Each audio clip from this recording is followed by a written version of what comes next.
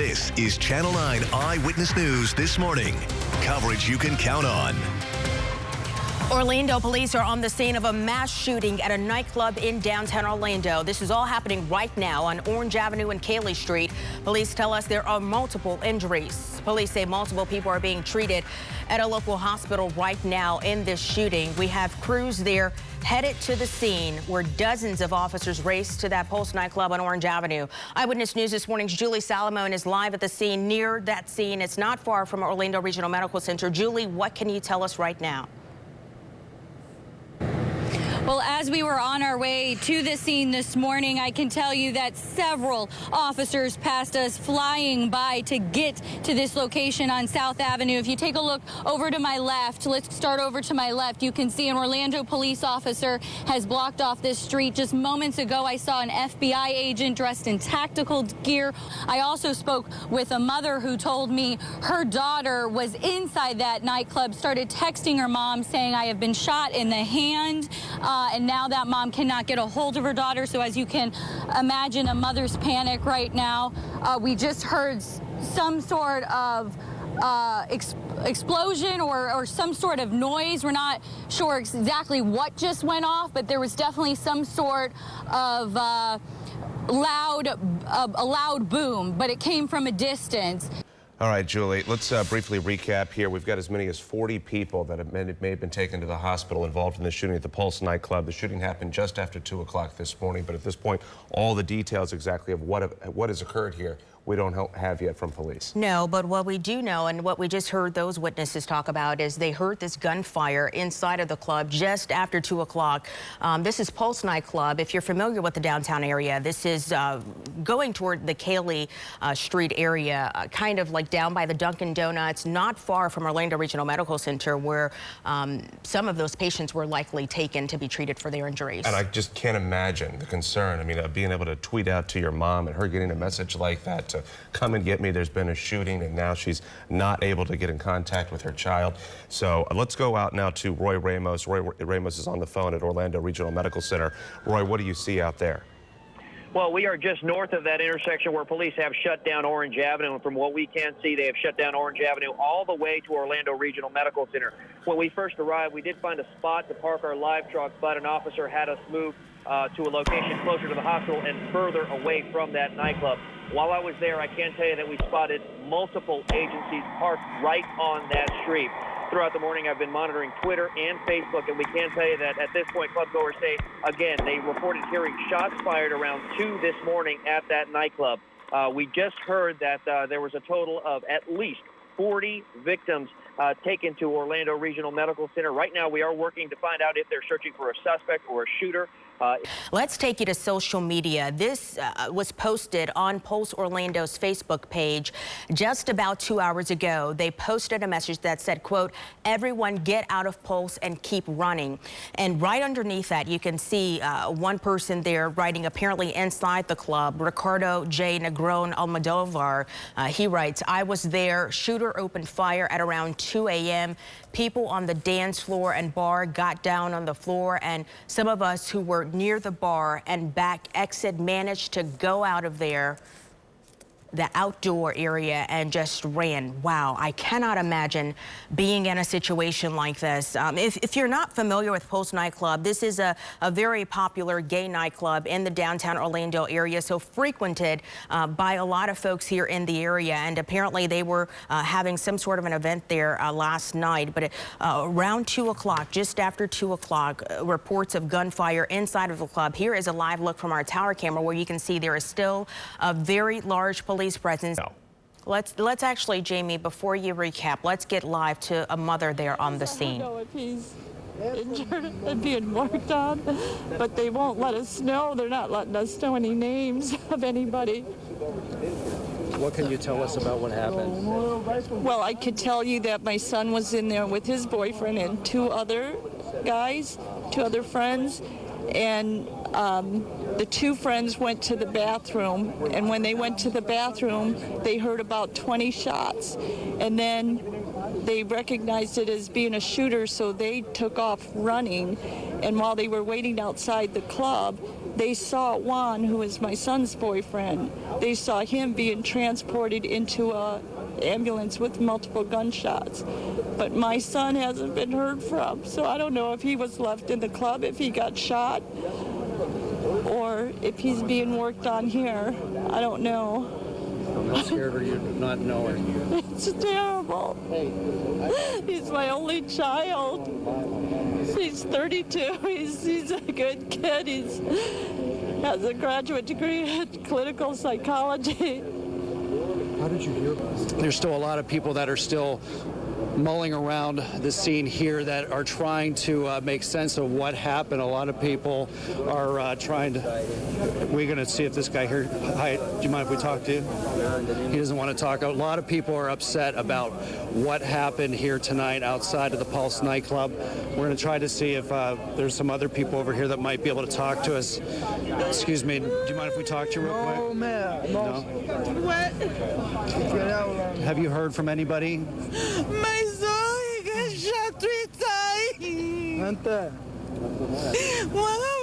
Hey, get that camera out of the face right now. Obviously, there's a lot of emotion. There's a lot of emotions rolling around. So we're going to wrap that up with that poor lady there. We're going to send it back to the studio. All right. Again, this is the reports that we're hearing at this point. We understand there have been at least 40 people taken to the hospital, and that's some of the scene that you never obviously want to be a part of. And, now getting information from our producers in the control room that Orlando police now confirms that the shooter is dead. That's right. The shooter is dead. So, wow. Very fluid situation here. I want to get live back to Roy Ramos, who is live there on the scene along Orange Avenue. You just spoke with a DJ and a security guard from Pulse nightclub. Yeah, I just spoke with them a short time ago. They did not want to go on camera, but they did describe what they saw while they were in there. I spoke to that DJ. He said that he heard shots fired right after 2 this morning. He said that he saw several people running out of the club, several of them with gunshot wounds. Let's take you live here to some, actually, I think this is some recorded video we have of some text messages that a mother was getting from her son trapped in the bathroom. Pulse downtown, call police. I'm going to die. I'm calling you now, calling them. Call them mommy. Answer your damn phone. I mean, just it's an unnerving situation. Which bathroom? Coming over, what time? Okay, I think she reset, so she's trying to redo it. But again, I mean, this is the... We want to get you up to speed on what we know in the Pulse nightclub shooting right now. Orlando police were called to the club at Orange and Cayley Avenues to respond to reports of a shooting there. This all happened just after 2 o'clock this morning. Pulse Orlando, the nightclub, posted on its Facebook page, "Everyone get out of Pulse and keep running." At this point, officials won't say anything on how many people were shot inside of the nightclub. They're only calling this a mass casualty situation. Orlando police have confirmed, though, the shooter is dead inside of the club. The FBI has joined this investigation, which is also very telling of how major of a situation it is they're dealing with. The Orlando Regional Medical Center, Arnold Palmer, and Winnie Palmer hospitals are still on lockdown right now, and Orange Avenue is shut down. But we want to kind of sort of put that into perspective. These hospitals being placed on lockdown is not indicative that there could be a shooter there or anything like that. This day and age, this is probably part of their emergency protocol because Pulse nightclub is simply so close to those hospitals. And here we have video of victims just wobbling out of the nightclub there. A number of these individuals have been shot. As you can see, that man looked like he was holding his arm. That man shot in the thigh. It looked like they've tied a belt around it to try and stop some of the bleeding. And then there's another person here that you're going to see coming up in just a few seconds that was shot in the gut on the side, which, you know, was an awful wound. It's the last update. We have gotten better access to the building. We have cleared the building. And it is with great sadness that I share we have not 20 but 50 casualties. In addition to the shooter, there are another 53 that are hospitalized. Because of the scale of the crime, I've asked the governor to declare a state of emergency. You've been listening to a live news conference now with local, state, and federal officials talking about what has happened today in Orlando Pulse nightclub. I think the most compelling thing to mention right now is the fact that we have updated numbers on the number of people who were killed in the nightclub. 50 people have been killed, 53 have been hospitalized. But when we heard that number 50, it just kind of, I think we both just gasped, like, did he mean 50 people dead? And yes, 50 people dead in that nightclub. We do have some of the sound. You're going to hear from some witnesses here that were watching the initial gunfire exchange, which will put this roughly around 2 a.m. this morning, between the officer and the suspect as that initial call went out. Let's listen. Look at that, just shooting back and forth. That is crazy. Look at this. Oh my God, they're all shooting back and forth. So that was some of the exchange there. And you can hear that person saying, oh my God, they're shooting back and forth. Which, you know, you can't even fathom that. I mean, you can't even process that information because it seems so unreal, almost like a movie. We have talked a lot about something that has just been compelling in the midst of this tragedy, and it's not overstating it to call it a tragedy, and that is the number of people who have answered the call today to give blood. Raquel Asa is at One Blood now. Raquel, just moments ago, you showed us just tremendous lines, and we also see behind you some people there giving out water to the people. Set the scene for us there in terms of what you're seeing. What I'm seeing is absolutely incredible. I just spoke to the public information officer, but I want to show you the front door. They have to keep it closed because inside of that suite right now, it is packed with people. But I want to show you the line. It just continues to grow. I mean, you didn't come back to me. You weren't too long ago until you saw this line, but it just continues to go through the parking lot, around the sidewalk, people out here handing out water, because it is hot out here. And of course, when you donate blood, you need to be really hydrated for this. We've also been seeing people handing out bananas, granola bars, so that when they do get a chance to go in, they will be fully prepared to donate that blood. We were talking earlier about this whole notion of fear. I think people woke up to shock, and we're still in shock as we get more details. You're concerned about this aspect of us as a community, though, being frozen in fear. What do you mean by that, and how do we deal with it? You know, it's normal. There's something called secondary reaction to trauma. All right, so here's the traumatic event, and then we start to go through the emotional reaction. I want to bring in U.S. Congressman John Mica of Central Florida. And Congressman Mica, thank you for coming in. Obviously, under these circumstances, none of us are pleased. Very difficult day for, you can't even imagine families waking up, hearing of their loved ones lost or wounded. And otherwise a beautiful and peaceful community we live in. So as you have conversed with various people with the federal government, the one thing that struck me, struck Martha, and struck you was the fact that this individual bought a handgun and a long gun just a few days ago, and yet he had been interviewed on more than one occasion in his past. Once again, we failed to connect the dots. You with the sad eyes, don't be discouraged. Oh, I realize it's hard to take courage in a world full of people, and you can lose sight of it all, and the darkness inside you can make you feel so small. But I see your true colors shining through. I see your true, and that's why I love you. So don't be afraid to let them show your true colors, your true. We have some breaking news for you coming out of Brevard County. Right now, we are monitoring a situation out of Cape Canaveral Air Force Station. We've gotten reports of a large explosion. There is smoke that is visible from this area. We do know that there was a SpaceX rocket launch that was planned for Saturday morning about 3 a.m. We know that rocket would have been out on Launch Pad 40.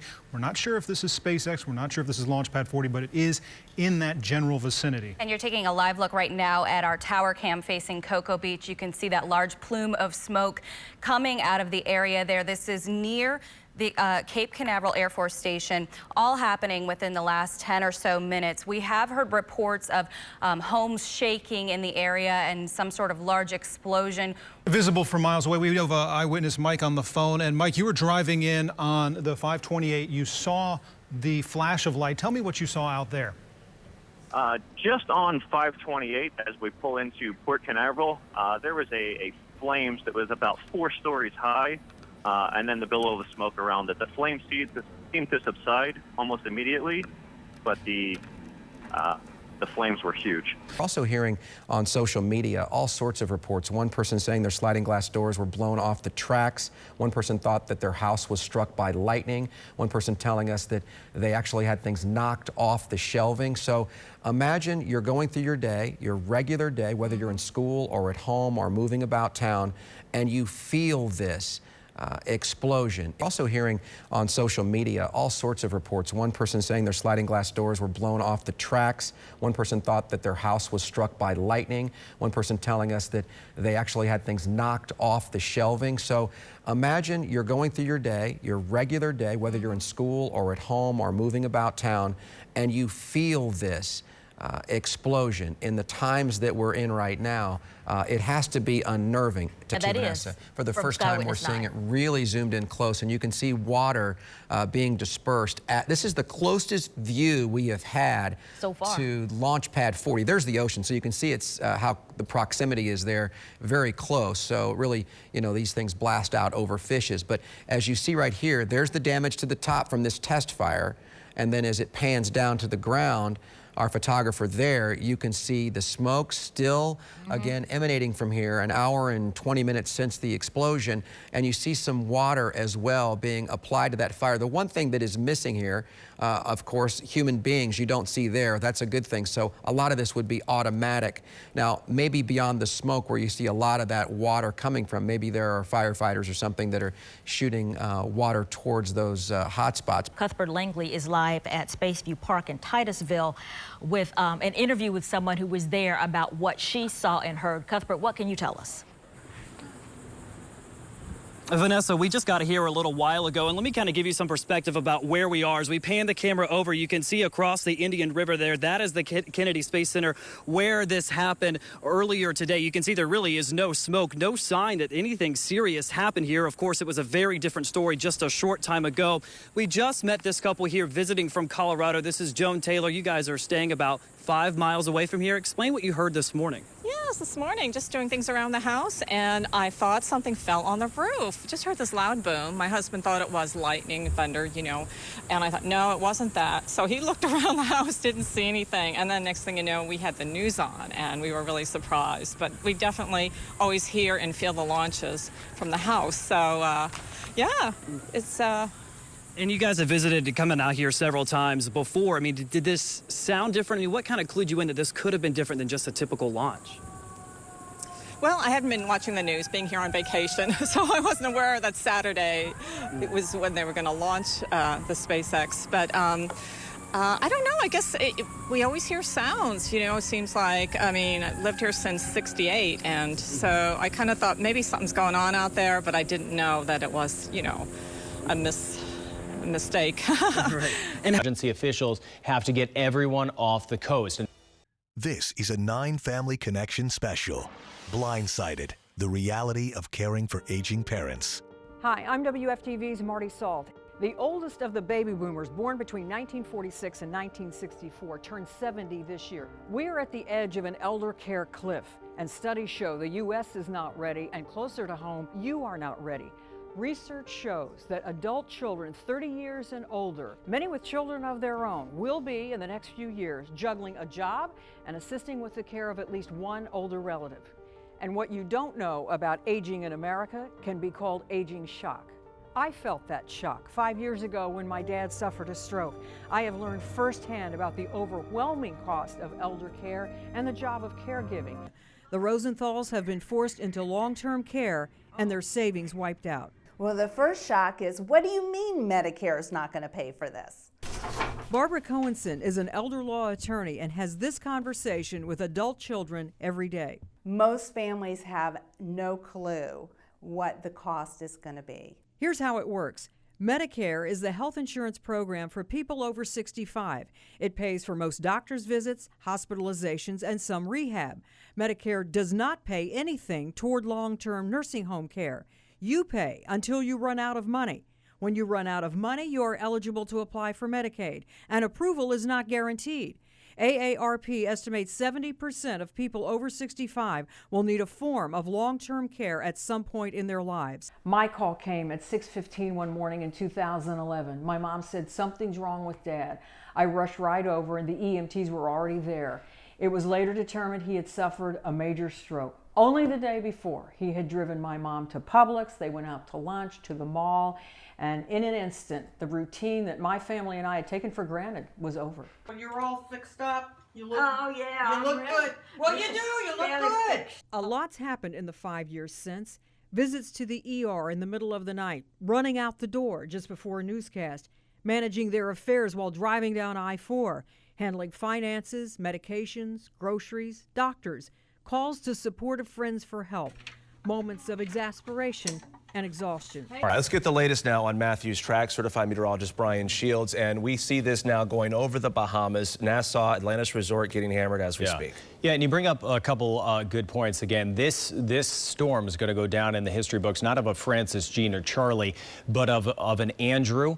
Of a Hugo. That's kind of the perspective we're going to see with this storm. To give you an idea, we have never, keep me on camera for a second, we have never, since we've been keeping records, Flagler, Volusia, and Brevard have had a direct hit from a Category 3 or greater hurricane. And it is now just about 5 o'clock. We've got the latest advisory. We're all hoping for the best, but again, the track so far has been anything but that. Tom Terry here now. Yeah, unchanged, still right along our coast. One thing that's going to come into play here with really super intense hurricanes, they can sometimes go through what's called an eye wall replacement cycle. You get a really small eye, then it spins so fast it just breaks apart. And then a second eye wall will kind of reform gradually. We think that's may happen as it approaches the coast to prevent this from becoming a very strong, like a top-end Cat 4, like 150. I don't see that. Right now, the estimated wind's probably 140, 135. So it's still a huge Cat 4, but at least a tiny, tiny bit of not good news, but not bad. That's categorized as catastrophic. Catastrophic still, but it doesn't look like it's going to be a Cat 5. We were concerned the eye wall was going to continue. And that's like Andrew. Yeah, it was 155 down in South Florida. This is going to kind of run the entire coast. Let me show you what's going on right now. This is Daytona Beach, where the maximum storm surge and inundation will be devastating along the coast during the morning and afternoon hours tomorrow. Take a good look at that picture. We'll wait and see what is left of the Main Street Pier tomorrow. Very heavy, squally rain bands moving through Orlando. These feeder bands on the north side of the storm are really going to rock through. Martha, those feeder bands Tom was just talking about, you can actually kind of see them from up here. If you take a look over there on the skyline off, we're kind of looking south right at the storm there, and you can actually watch them as they move by. It's pretty calm here right now in Melbourne, not only calm from the storm's perspective, but from the people perspective too. Octavio, give us a shot down there at kind of the downtown area. You can see it's a ghost town. Every once in a while a car will pull through. A lot of times it's a police car. So I think a lot of people have at least taken the advice and either gotten out of here or gotten into the safe place. So anyway, as you guys were showing the track, I have my vantage point allows me to see the track continue on beyond what you guys are showing on TV. In terms of this track, because people from all parts of Florida are here, does this bode any worse for Jacksonville or any of the other parts of the northern parts of Florida? Because if it comes off of here, does it then bump into the Georgia border, or does it stay off course? I think it may stay completely off the coast. Yeah, exactly. It's but very close to the coast. Yeah, and that's one of the issues. That's why we had those massive evacuations for good reason, because we're about to get clocked in southern Brevard County as this kind of outer. That's 60, 70 mile an hour winds right through there, and then it increases offshore. But what we're talking about, Brian, this inner eye wall, that's where the strongest winds are, and that looks like it will stay offshore now. And again, that is the meat of a hurricane. You never want that. You had that with Charlie when it came through. So the goal is to kind of keep that offshore, and we have to very much monitor this, the storm surge, tree limbs down, that sort of thing, to watch power outages inland. And we have to just closely watch how this wobbles. Also, because we've had that double eye wall, again, as Rusty McCraney was saying too, we may have the outer one kind of collapse on the inner one, that sort of thing, and that could kind of add to the wobble of this system. This is just one of the many downed trees in Daytona Beach from this storm. You can take a look. This one actually uprooted and lifted up a concrete slab before falling right on top of that apartment. You can see the roof is damaged, and we just spoke to the woman who was inside at the time. It ripped this tree right here in front of me right out of the ground, and it fell right onto my roof. I sure wouldn't ride through this anymore. And take a look to your right, you guys. These are the first images. Can we take these full? The first images, Sky Witness 9 taking a look at the coast. They were on the 520, right? So south of the beach line, headed to Cocoa Beach. So right now, we are taking a look at Cocoa Beach, and I believe that is the Cocoa Beach Pier. That is a Cocoa Beach Pier. The Westgate Cocoa Beach Pier underwent $4 or $5 million worth of repairs. So to the right of that is north. That's where NASA is, Cape Canaveral. To the left of that is Cocoa Beach. We're zooming in on the pier because we're very interested in finding out the extent of damage that this withstood during Hurricane Matthew. We're still waiting for that assessment. It's still underway. We just spoke to you a short time ago, but I've been talking to more people since we left, and I can tell you that, again, folks tell me they look at this, and I know it doesn't look good here in terms of these dunes. You can see where they've been chopped away by those waves. This is really just our first look at just how bad it got. As we crossed the bridge, a police officer told us, "You're doing this at your own risk. Be careful." They're still assessing all the damage. They're looking to see what roads are still closed from debris falling over. When we parked our live truck, there was a business right across from it where the roof just kind of peeled up. It was a metal roof that just sort of peeled up and then went right back down, but the winds are still whipping out here. In my mind, I'm thinking this can't be happening. This is just one horrible nightmare. Tonight, Orlando is still struggling to make sense of the massacre inside this nightclub that left 49 dead. And now we're seeing some of the victims whose night out ended in a terrifying rain of gunfire. Everybody always says that it will never happen to me until it does. And right now, people from across the city beautiful are coming together to show the world the meaning of Orlando Strong. The shock and sadness still palpable tonight. Good evening, I'm Greg Warman. And I'm Martha Sagowski. We're also learning more about the 49 victims of this senseless massacre. We have more than a dozen reporters spread out across Central Florida tonight, and they're talking to the families of the victims and uncovering new details about the shooter and the federal investigation into this attack. Channel 9's Carla Ray is live at the scene where investigators are still working tonight. Carla. And we have just confirmed through a law enforcement source that the crews here working do expect to make an arrest of someone allegedly involved in helping carry out this terrorist attack here in Orlando. Meantime, we're told that processing this scene here at the Pulse nightclub could take anywhere between a week and 12 days to get through everything they need to do to answer why and how this happened. Crime scene investigators are working to reconstruct the scene of the deadliest mass shooting in American history. We've been collecting a great amount of electronic and physical evidence. Investigators say the terror attack carried out by 29-year-old Omar Mateen started at 2 a.m. Sunday and ended after police used a tactical vehicle to break through the walls of Pulse. As survivors of the shooting flooded out of those holes, so did the shooter himself. The information that I received from my team is that loss of life was imminent. So yes, had to make that decision, hard decision to make, but like again, I wasn't alone. I did have a team of people advising me, and we all knew that was the right thing to do. We're told in 3 911 calls, Mateen pledged allegiance to ISIS. He'd been investigated twice by the FBI before, and they believe he had been radicalized. Now, as that investigation continues, the focus is on helping the families of those who were senselessly taken by terrorism.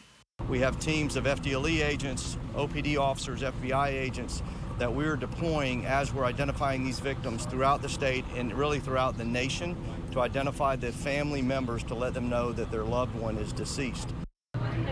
And as the work continues out here at the Pulse nightclub on Orange Avenue, we can tell you at this 5 o'clock hour, we have learned from a law enforcement source that there is expected to be an arrest sometime within the next day or so. Someone here in Florida or with ties to Florida who allegedly helped this man, 29-year-old Omar Mateen, carry out this mass shooting that we now know is the deadliest mass shooting in American history. Back to you. We'll check back in with Carla with that breaking news. And tonight we're getting an even better idea of just how dangerous the mission was to save the hostages inside Pulse nightclub. We've shown you how this helmet stopped a bullet meant for an officer's head. He's doing fine tonight. And now we're getting an up-close look at how a SWAT unit punched its way into a concrete building. Channel 9's Shannon Butler spoke with Orlando Police Chief John Mina and the SWAT squad captain today. And Shannon, they walked you through this terrifying confrontation with the suspect. Yeah, more people would be dead. That's what they've all told me about why they decided to enter this building when they did.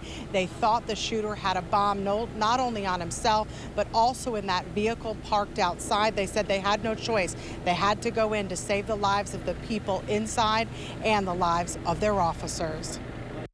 The Orlando SWAT team entered the Pulse nightclub while an active shooter was inside. They knew this could go either way. He has already shot dozens of people and was threatening even more, but SWAT members told us they had no choice but to go in. What did he say that made you think he was? He said he was going. He did say he had a vest, and he did talk about putting vests on some of the hostages. So Putting vests on the hostages? SWAT team Captain Mark Canty was in charge of the operation. He said the call came out as an active shooter. He said when they arrived, the gunfire had ceased, but the shooter was still inside, and now he had taken hostages. During the 911 call, the shooter himself told dispatchers he would blow everyone up, so the SWAT team made the choice to go in. Did you think he had a bomb? he said it. So my guys, we believe it, and I think the credit to my guys is, after we heard about the bomb, typically, you know, the response then is to back away.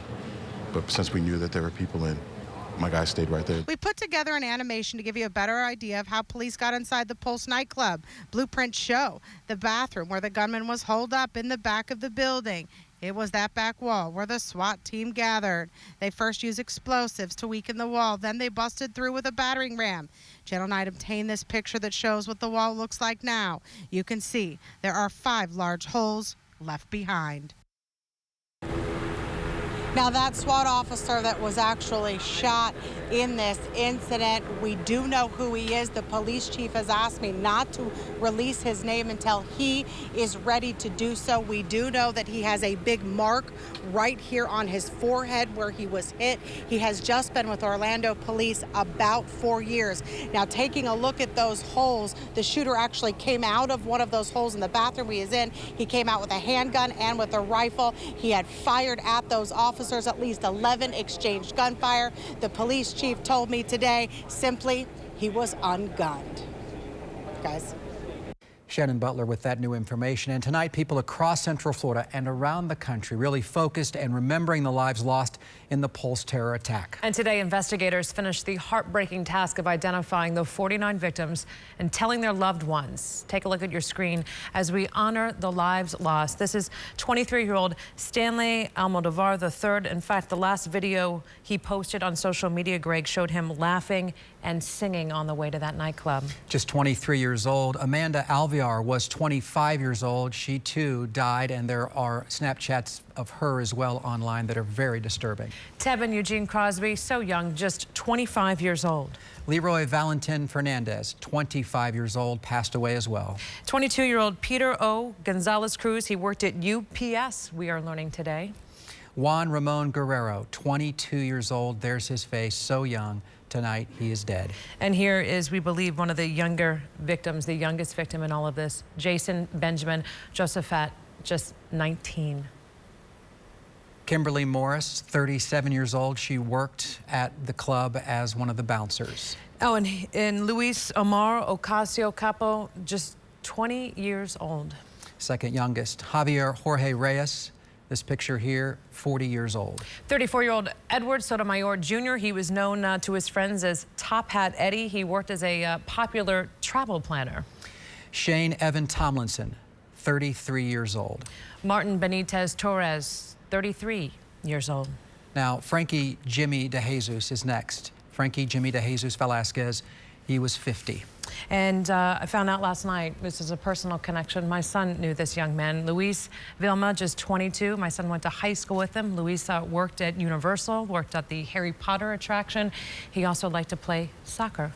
Gerald Jerry Arthur Wright, seen here, 31 years old. And Enrique L. Rios Jr., just 25 years old. His friends described him as a funny, cool dude.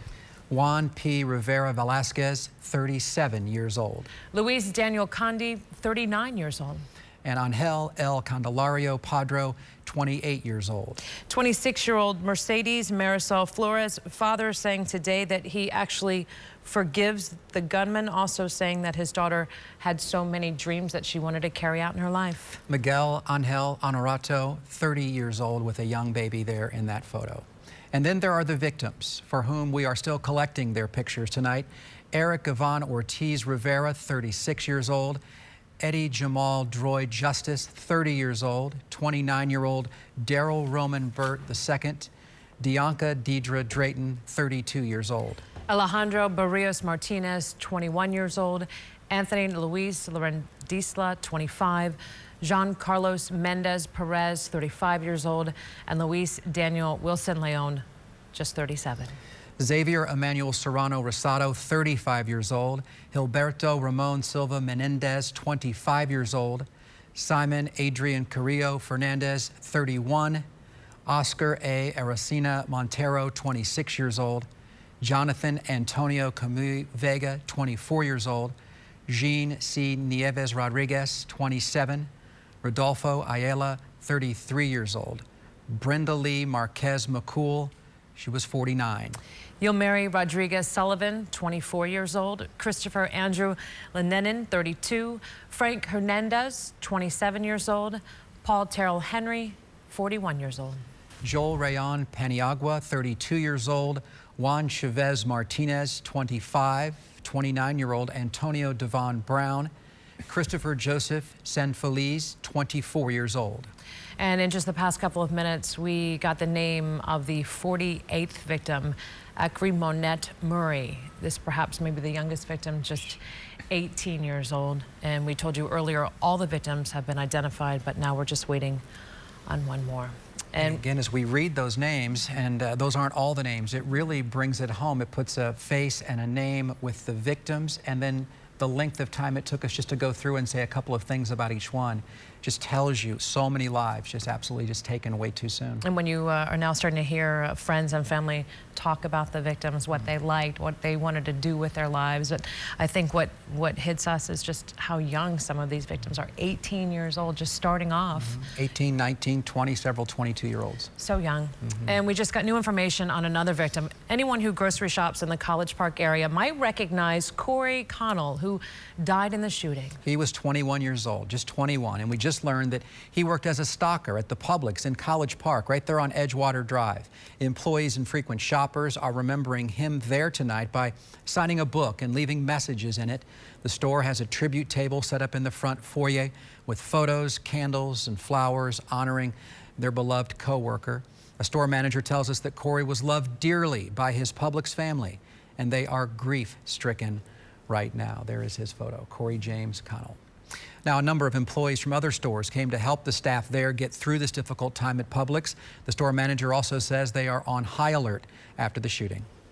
We want to go live right now down to Fort Pierce, where our Janine Reyes is live, and we've talked about how the shooter in all of this was able to purchase legally despite investigations by the FBI. This has become a talking point on the campaign trail today in terms of why was there not a red flag raised when somebody who had been investigated before was able to buy a long gun, an AR-15, just 12 days before the shooting. And today, the owner of the store where the shooter legally purchased those weapons is speaking out. Our Janine Reyes is there live, and you have more information from there. And Janine, the owner made it quite clear that he followed everything by the book, and this transaction, both of them, were legal.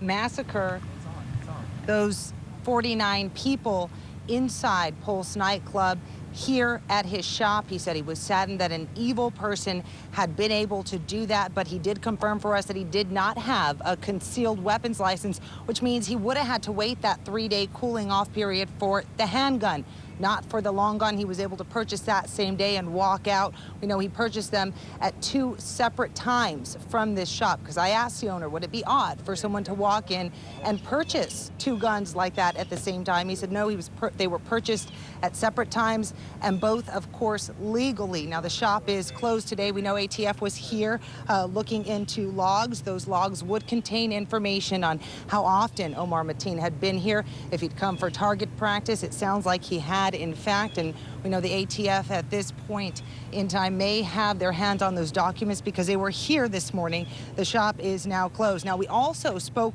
with Mateen's father this morning. We've asked him about potential terrorist ties between his family and the Taliban, and he absolutely disavowed them. Here's a little bit of my conversation with him this morning. I just want to get my message out to all of my American brother and sister that, you know, we don't approve. We are not that kind of family. And it was what he did was he was on his own. Now, we did ask him about the 2 prior investigations in 2013 and 2014. We learned this morning one of those investigations went on for 10 months, and agents were actually surveilling Mateen. We asked his father if he knew about those. He said he did. He told us that it was a matter of coworkers harassing his son about his Muslim beliefs. We'll have a little bit more of that interview coming up for you throughout our newscasts. And again, because he cleared both of those investigations, he was cleared to legally purchase that long gun and handgun, 2 weapons he used to massacre 49 people, injure 53 other there at the Pulse nightclub. He purchased both of them right here. Back to you guys. Janine, thank you. The owner also saying that he said an evil person walked into my store and legally bought the guns. The owner also saying he wished that he never purchased them at all from anywhere, but he was quite clear, as I know you watched the news conference, he wanted everyone to know that everything was done by the book and done legally. And that's been the case, and that's been the talking point for a lot of politicians today, wondering if there's some loopholes that need to be closed. That's for another day right now. We're remembering the victims and also learning more about who did this and did he have any help. It looks like there's going to be a second arrest in this case. Meanwhile, the FBI and the medical examiner have been briefing the families of those who were killed about what to expect in the days to come. As many as 200 family members came to the Beardall Senior Center today looking for answers. Channel 9's Field Sutton was there. And Field, you spoke with one man's partner who says he really still can't get any information. And I want to be clear, this is Jean Carlos Mendez Perez's ex-partner. They have not been together since about 8 years ago. But that man told me that it was a very amicable split. They had remained friends. And what he has found frustrating out here is the fact that apparently the policy being enforced inside that building is that only actual documented family can come in. So he came down here today having found out in the coldest way possible simply by reading on that list as it has grown over the last 48 hours of the names of people who are dead in this situation. That's where he read Mr. Perez's name, and that's when he realized that somebody who had meant a lot to him for so many years and continued to do so was now dead. So he's been having that issue. We're hearing that from a couple of other people as well, people that are just not being able to get the kind of help they came down here hoping for. And meanwhile, a lot of people, though, are getting the help that they needed. A lot of stuff has gone on throughout the day today. We started with the FBI, like you said, as well as the medical examiner's office, talking about when these families are going to be able to retrieve the bodies of their loved ones, which is soon, as well as the details of this investigation and when they'll be able to get the effects that were taken from their loved ones. So we're going to have more on this coming up later this hour. I'm also going through an interview right now with Mr. Perez's ex-partner, and I'm going to try to bring you that as well just as soon as we can get it all worked out as we continue to hear from people out here today. Live in Orlando, Field Sutton, Channel 9 Eyewitness News. And we have been watching all day as a memorial for the victims at the Dr. Phillips Center for the Performing Arts has continued to grow. Channel 9's Mert Price is live there tonight. Mert, people are coming from all across our city to pay their respects.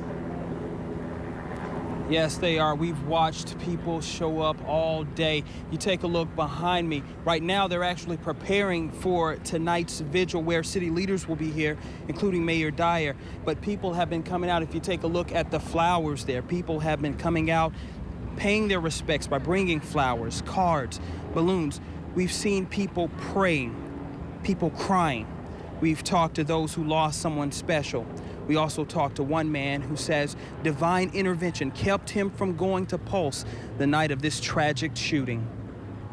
I mean, it was early for me, and I was really tired. I had worked all day, and I was like, no, maybe not, I'll just go home. And I went home. I mean, it was that simple of a decision.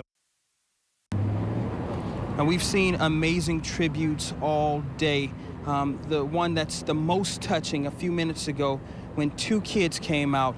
They looked to be about 2 and 5 years old. They signed this banner and drew pictures for the victims and their families. We also want to let you know that during tonight's event, counselors are standing by to help those who are having a tough time coping with this tragedy. And we're going to stay out here and we're going to continue to talk to people and watch as this memorial continues to grow. For now, reporting live, Mert Price, Channel 9 Eyewitness News.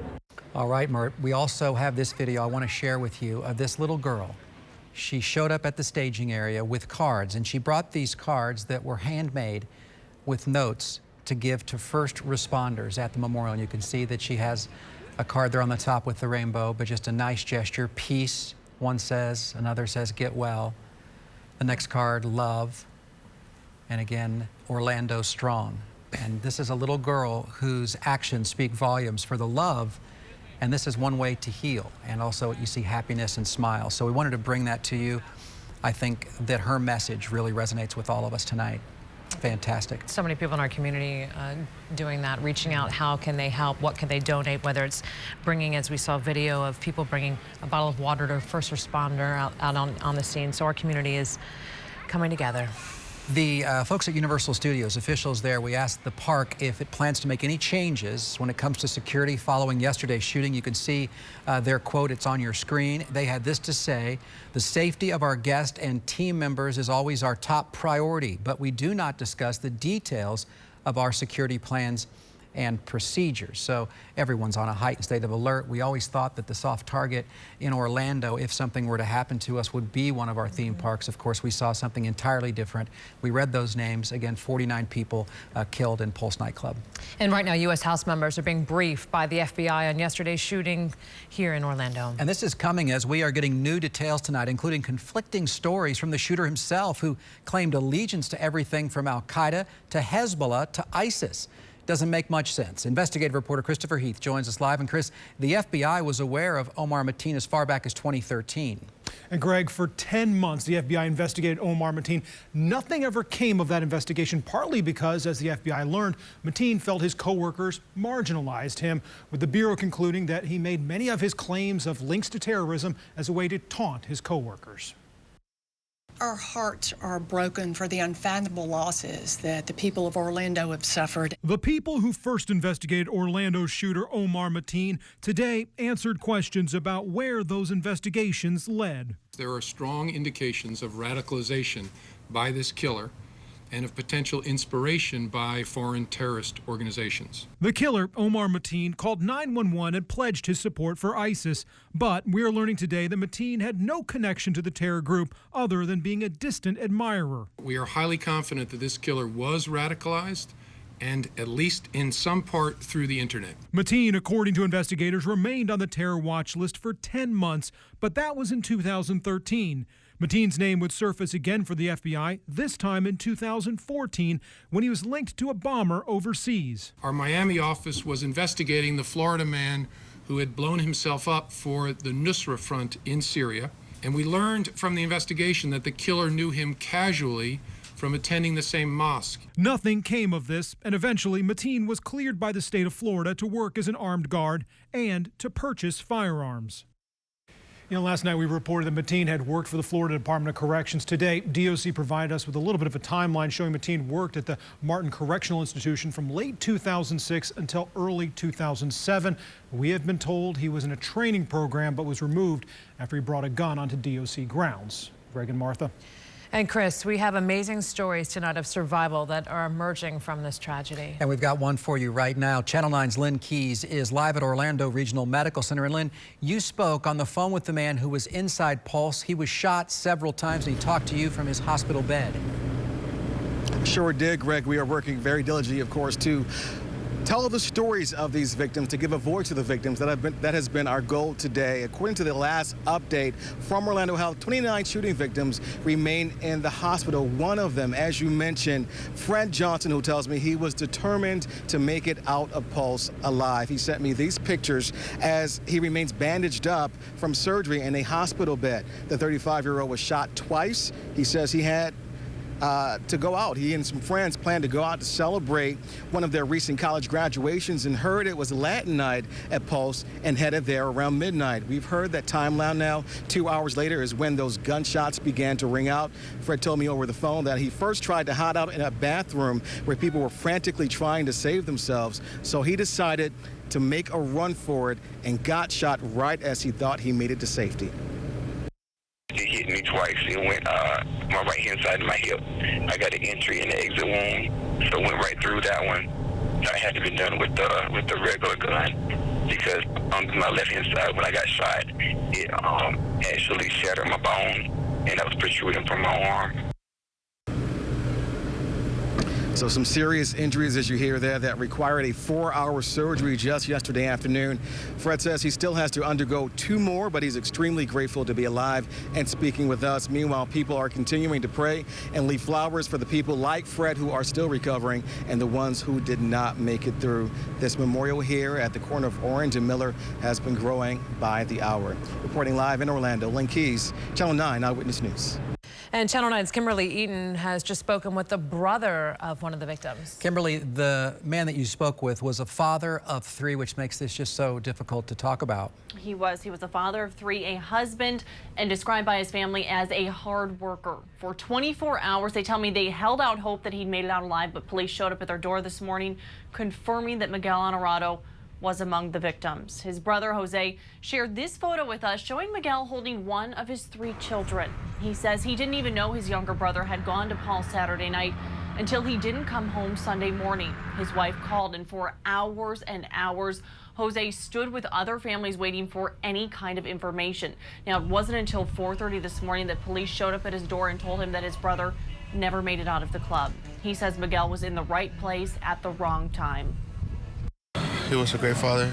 He is a great father. I'm still hoping that this is a dream, that I just wake up and he'd be home.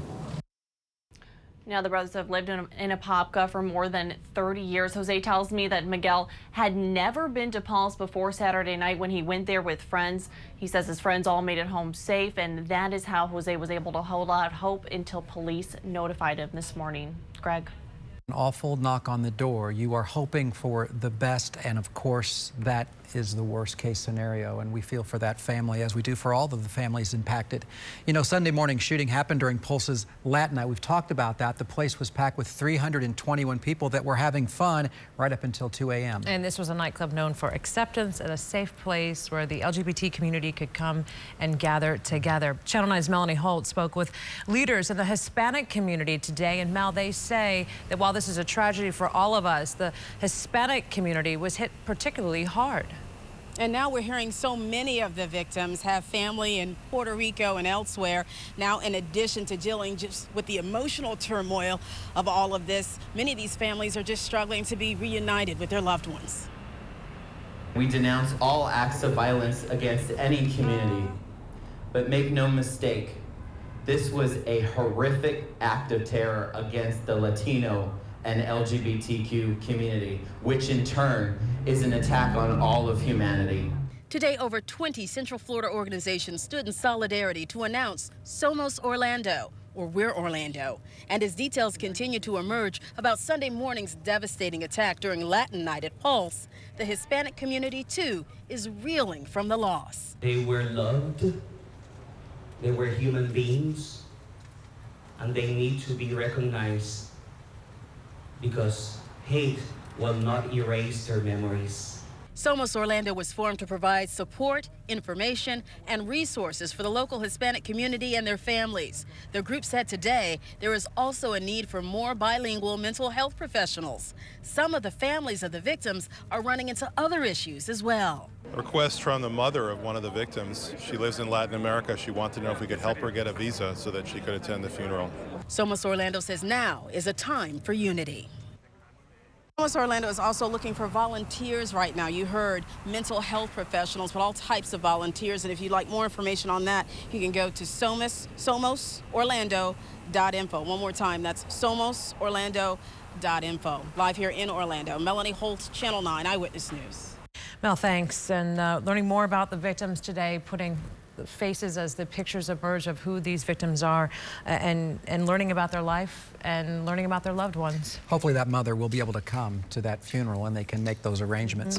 Coming up here on our extended edition of our coverage of the Pulse shooting, we'll take you back to the crime scene where Channel 9's Carla Ray has learned there now may be an arrest. She's got the latest information on the second person that they're looking into. That and more here on Channel 9 as we remember those who lost their lives at the Pulse shooting yesterday.